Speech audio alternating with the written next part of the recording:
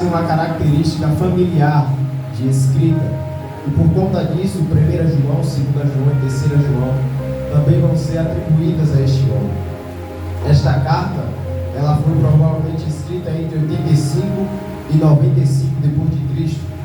Foi antes da perseguição de Domiciano, ou seja, antes de João ser levado exilado à ilha de Patmos, onde ele recebe a revelação do Apocalipse.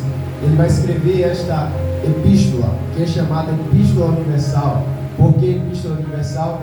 Porque não é destinada a nenhuma igreja específica, como muitas das cartas de Paulo.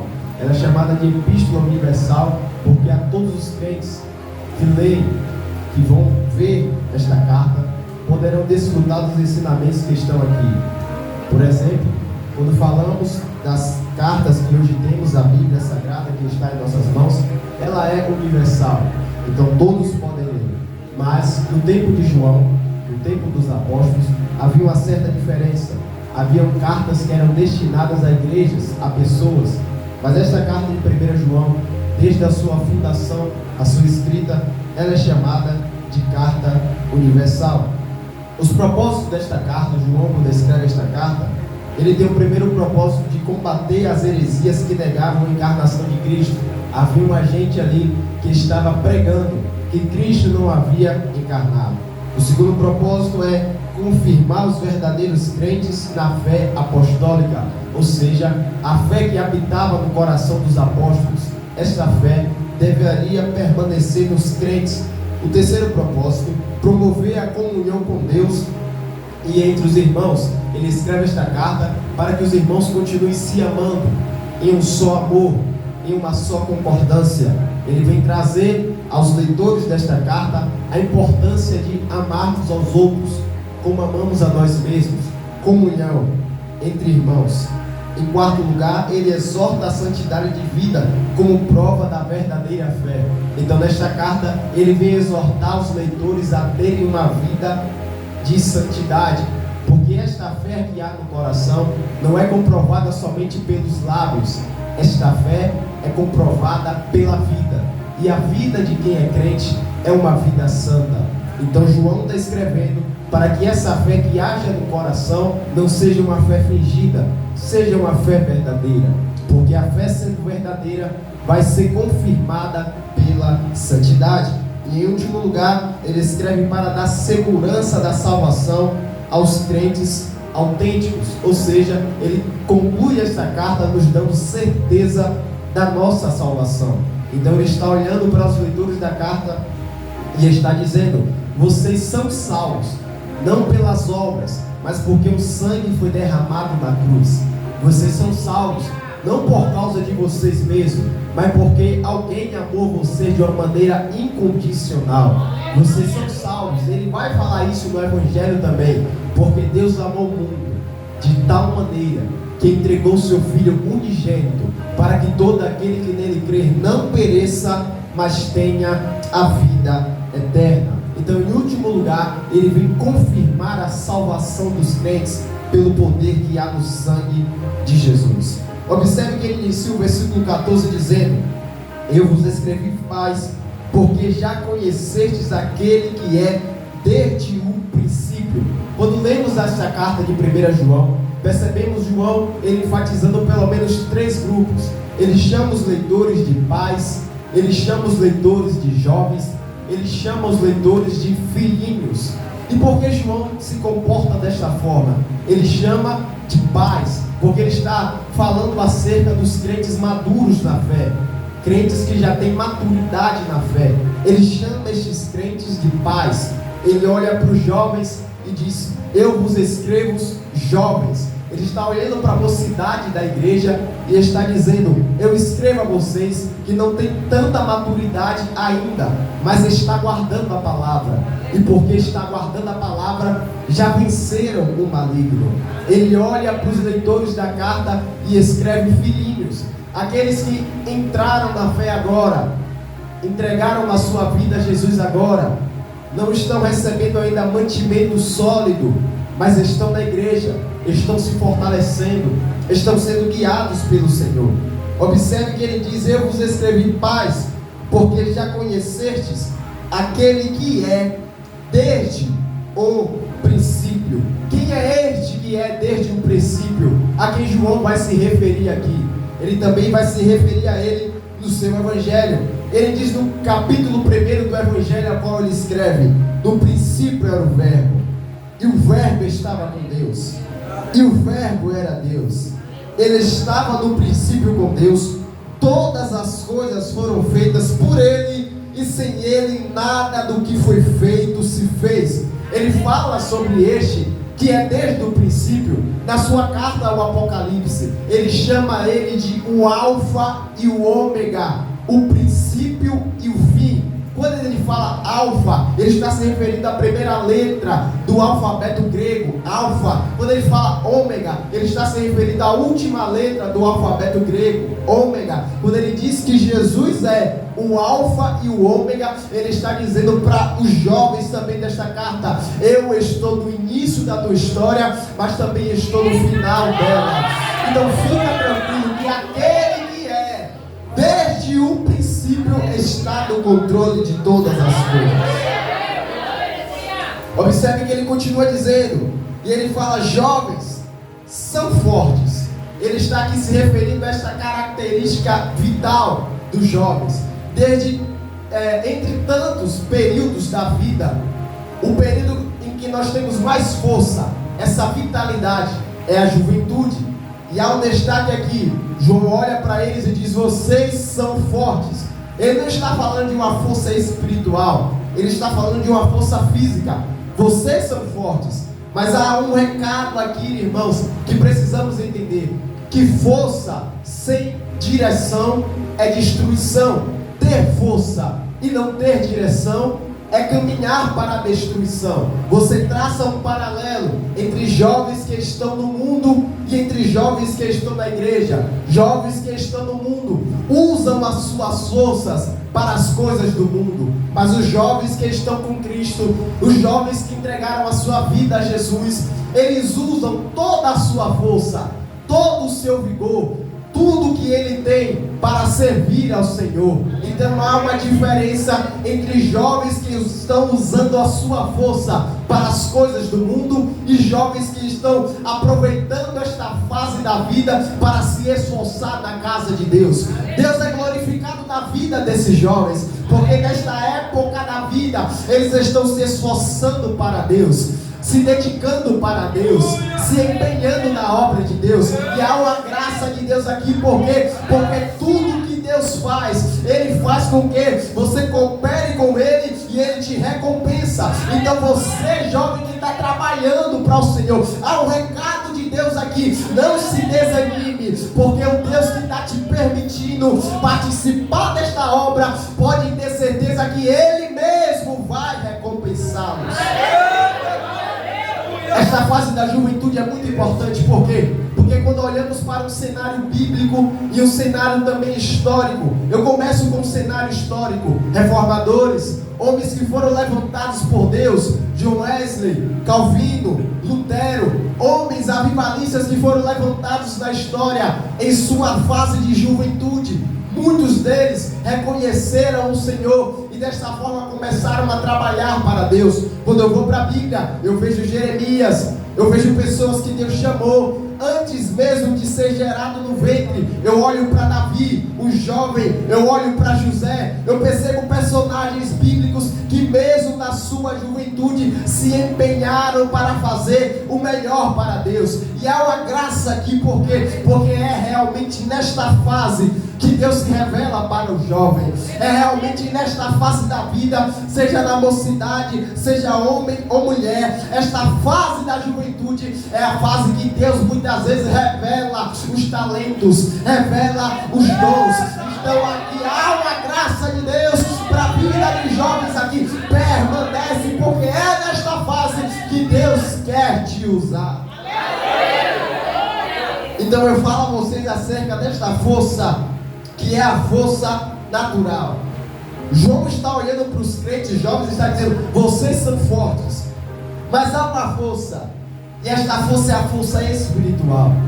E esta força não está retida somente para os jovens, mas esta força espiritual, Força que vem de Deus, através da oração, através da palavra, através do jejum. Esta força não está somente reservada para os jovens, mas esta força espiritual, está reservada para todos os crentes. É por isso que Paulo ele vai dizer em sua primeira carta, em Efésios capítulo 6, versículo 10, fortalecei no Senhor e na força do seu poder. Esta força é tão vital na vida do crente que ela não está retida somente para os jovens. Esta força que provém de Deus. Esta força vem do Senhor. Esta é a força que me dá graça para vencer o pecado. Esta é a força que me dá graça para vencer a carne. Não é uma força natural, não é uma força da juventude, é uma força que vem diretamente do Pai.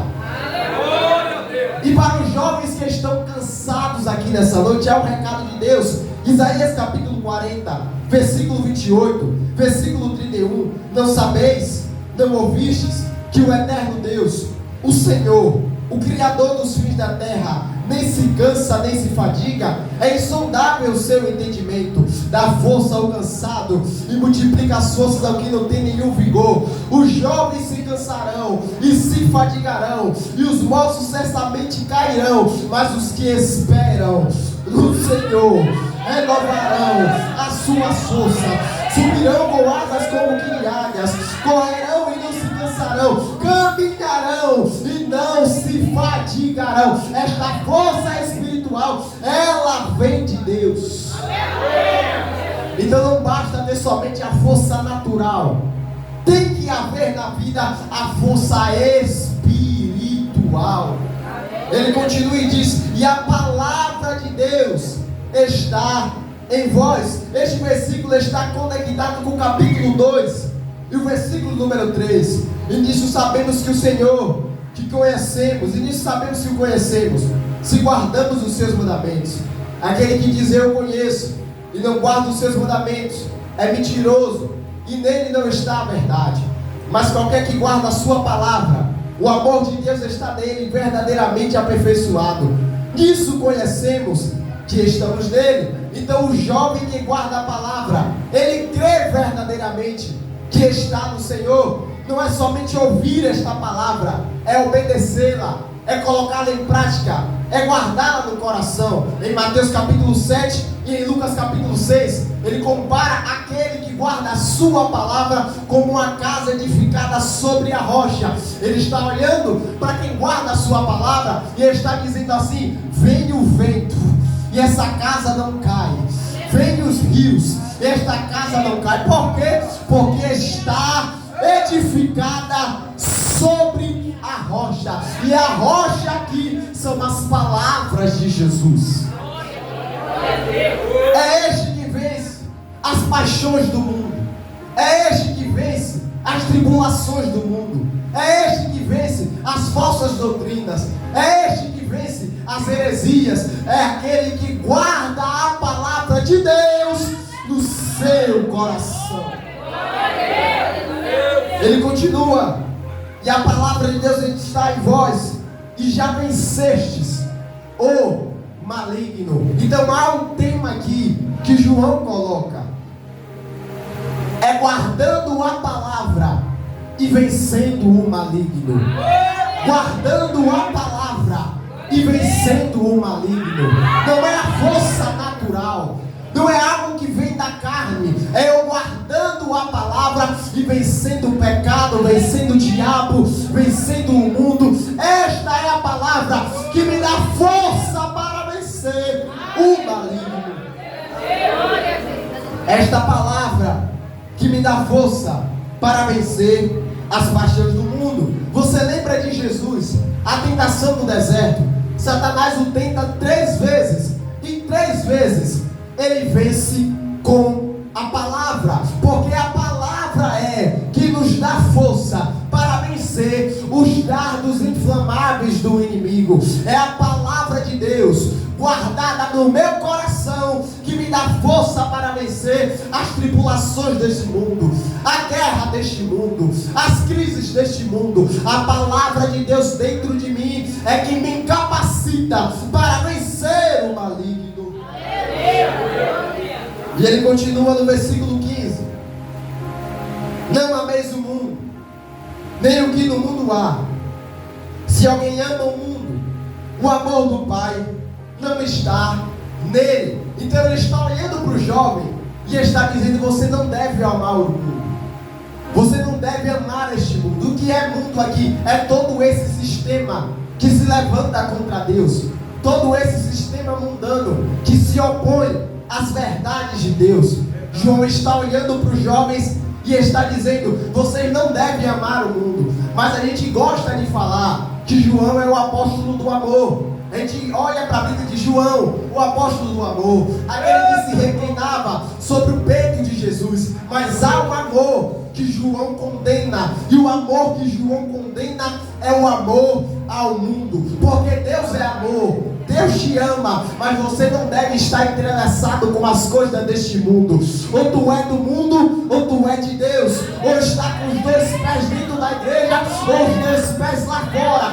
Não dá para ficar dividido, não dá para dividir. Ou você é de Deus, ou você é do mundo. Romanos capítulo 12, Paulo fala: e não vos conformeis com este mundo, com este século, mas transformai-vos pela renovação do vosso entendimento. Em João capítulo 17, Jesus está orando pelos seus discípulos, e enquanto ele está orando pelos seus discípulos, ele fala: Pai, eu lhes entreguei a tua palavra, e o mundo os odiou, porque eu não sou deste mundo, assim como eles também não são deste mundo. E o capítulo, versículo número 17, que não me foge a memória, ele fala assim: santificai-vos na verdade, a tua palavra é a verdade. Então você não é deste mundo, você não é deste mundo, você não é daqui. Capítulo 4 de Tiago, versículo 4 ao 5: adúlteros e adúlteras, não sabeis vós que a amizade do mundo é inimizade contra Deus? Portanto, qualquer que quiser ser amigo do mundo constitui-se inimigo de Deus. Então não dá para viver entrelaçado com as coisas deste mundo. Ou somos de Deus, ou somos do mundo. Ele continua o versículo 16: porque tudo que há no mundo, a concupiscência da carne, a concupiscência dos olhos e a soberba da vida, não é do Pai, mas do mundo. Quando ele diz concupiscência dos olhos, ele está falando de cobiça, inveja, vida de aparência. Quando ele fala de concupiscência da carne, ele está falando de desejos carnais desordenados. Nós, como carne, somos tentados todo dia, mas a concupiscência da carne fala daquele que não consegue se controlar. Ele é tentado e cede à tentação. Soberba da vida é o orgulho, é a vanglória, é a autossuficiência. É a igreja de Laodiceia que está olhando e está dizendo: tenho tudo e não preciso de nada. Jesus está do lado de fora, está batendo, está dizendo: se deixar eu entrar, eu entro, ceio com você e você ceia comigo. Então a vida de aparência, a concupiscência da vida, fala desse tipo de pessoa que está vivendo de aparência. Essas coisas não vêm do Pai. O mundo oferece prazeres momentâneos, mas ele rouba a nossa eternidade. Observe o que diz o verso 17: e o mundo passa e a sua concupiscência, mas aquele que faz a vontade de Deus permanece para sempre. Porque João está deixando um relato aqui: tudo que é desta terra, tudo que fala as coisas desta terra é transitório, é passageiro. Mas eu estou aqui na terra, o fluxo dessa terra não deve me conduzir. Eu estou nesta terra, caminhando nesta terra, mas o meu alvo é o céu. Eu estou nesta terra, mas eu não sou daqui. Eu estou nesta terra, mas o que me move é o eterno. O que me move é a glória. O que me move é estar com Deus. Então eu estou nesta terra, mas as coisas desta terra não roubam de mim a eternidade. Há uma frase aqui: quem conhece o que é eterno, ele não se vende pelo que é passageiro. Então não se venda pelo que é passageiro, jovem. Não troca a tua salvação por pratos de migalhas, de lentilhas. Não troca o que o Pai te deu por coisas passageiras dessa terra. Não foi a Babilônia que governou Daniel. Foi Daniel que governou a Babilônia. Não foi o Egito que governou José. Foi José que governou o Egito. Não é este mundo que te governa. É você sendo sal, sendo luz, que influencia este mundo a se aproximarem da palavra de Deus. Ele diz no verso 17 que se fizermos a vontade de Deus, permanecemos para sempre. Ele diz em João capítulo 5, versículo 7: se vós estiveres em mim e as minhas palavras estiverem em vós, vocês vão poder pedir o que quiser e vos será feito. Mas isso é para quem guarda a palavra. Isso é para quem tem a palavra de Deus guardada do seu coração. Observe o que ele diz no verso 24: porque todo o que desde o princípio, portanto, o que desde o princípio ouvistes, permaneça em vós. Se em vós permanecer o que desde o princípio ouvistes, também permanecereis no Pai e no Filho. Então, enquanto eu guardo a palavra de Deus, enquanto eu tenho ela semeada em meu coração, enquanto esta palavra está germinando dentro de mim e trazendo frutos, eu estou permanecendo no Pai e no Filho. Esta palavra está dentro de mim, e enquanto esta palavra está dentro de mim, permanece dentro de mim, eu permaneço no Pai e permaneço no Filho. E você me pergunta: pregador, tu já falou do Pai, tu já falou do Filho, e cadê o Espírito Santo? Eu permaneço na palavra, eu permaneço no Pai, no Filho, e o Espírito Santo me enche. O Espírito Santo me transborda. O Espírito Santo me enche da sua glória. Eu permaneço na palavra de Deus, e esses três vêm habitar dentro de mim. Glória a Deus. Aleluia. Versículo 25. E esta é a palavra, e esta é a promessa que Ele nos fez: a vida eterna. Aleluia. Glória a Deus. A promessa que Ele nos fez é uma promessa de vida eterna. A promessa que Ele nos fez é uma promessa que vamos sair daqui, e quando sairmos daqui, iremos desfrutar da eternidade. Os jovens que estão guardando a palavra estão enfrentando dificuldade todo dia, crise todo dia, dificuldades todo dia, mas enquanto guarda esta palavra, ele está caminhando para o alvo, que é Jesus Cristo. Ele está caminhando olhando para o céu. Ele está caminhando rumo à glória. E enquanto eu estava em casa, o Espírito Santo me mostrava todo este grupo de jovens fortes em Cristo. Vem aqui à frente, com a permissão do pastor. Todo este grupo de jovens.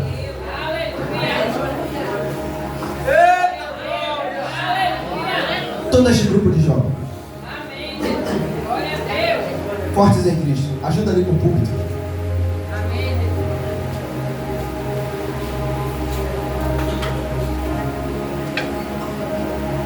Jovens que ainda não foram batizados com o Espírito Santo, vem aqui à frente. Glória a Deus. Glória a Deus.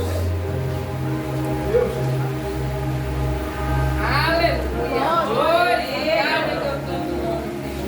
Aleluia. Aleluia. Enquanto eu ministro a palavra, enquanto eu prego a palavra, o Espírito Santo me incomodava para falar, pregar. Mas no final deste culto, ele falava: profetiza sobre esses jovens a virtude do Espírito Santo.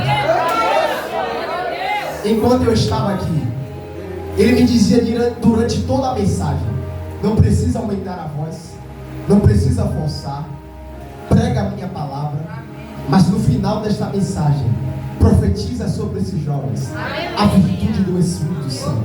Você lembra de Atos capítulo 2? E enquanto eles estavam reunidos, o Espírito Santo desceu de uma forma gloriosa. Todos eles reunidos em um só propósito, em uma só convicção, com um só coração, desejando se encher do Espírito Santo.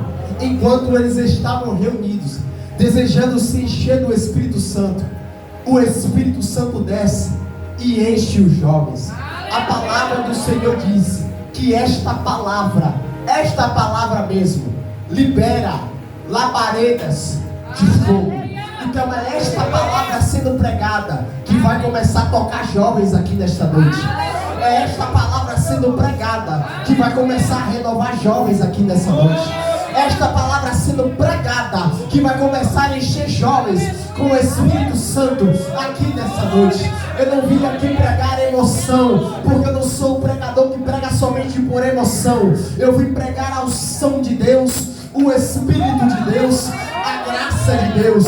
Se existe algum jovem aqui que está com desejo de ser renovado com o Espírito Santo, transbordado o Espírito Santo, ser batizado com o Espírito Santo, ser cheio do Espírito Santo, Deus vai renovar aqui nessa noite. Pega na mão desse jovem que está do lado aí. Quantos ainda não são batizados? Quantos ainda não são batizados? Glória a Deus. Pelo poder da palavra de Deus. Amém, Jesus. Jovens serão batizados com o Espírito Santo nessa noite.